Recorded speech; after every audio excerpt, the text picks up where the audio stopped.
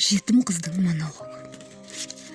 Балалар үйінің терезесінен үнемі сыртқа қараймын да отырам. Сол сырттан әлдекімді күтем. Әлдекім деген мама, ол сенсің, білесің бе, мама. Үнемі орындығымды осында әкелемін де сені күтіп отырам. Мам, мен сені сондай қатты сағындым. Ал кейде түсімде шашы ұзын әйелдің сұлбасын көрем. Оны өзімнің анам деп артынан жүгіре бергенімде сұлба ғайып болады. Кейін оның жай ғана түс екенін біліп, жылап тағы. Білесің бе, мама, кеше мені тәрбиеші апай ұрды. Жоқ, ештеңе істегенім жоқ. Тек жай ғана дәл осы жерде сені күтіп отырғам.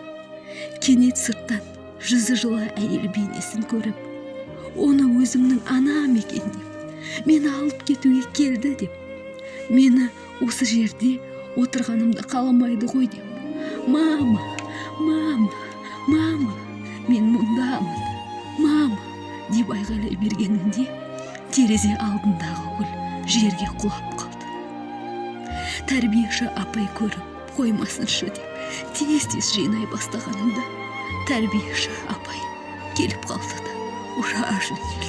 Мама, апай, кешіріңізші, байқамай қалдым дегеніме қарамастан ұра берді. Мама, білесің бе, сол апайдың маған не дегенін? Әй жетімек, сен әке шешеңе керек болмағанда маған қайдан ғана керексің деді де ұра берді. Сол апайдың ұрғаны мына жер көгеріп ауырып барады. Мама, мені мына жетімдер үйінен қатты қиналып кеттім. Өтінемін, келе мені алып кетші, мама, уәде берем. Бұзық болмаймын, мама. Тәңірім, кішкентай ғана бала жүрегіммен жалынып сұраймын. Менің анашыма титтей болса да мейірім шуағын төкші, сөйтсін де бұл жерден құтқарсыншы. Осы тірлігімді қабыл алшы. Мама, мен сені сондай қатты сағындым. Мама, енді бұзық болмаймын, мама.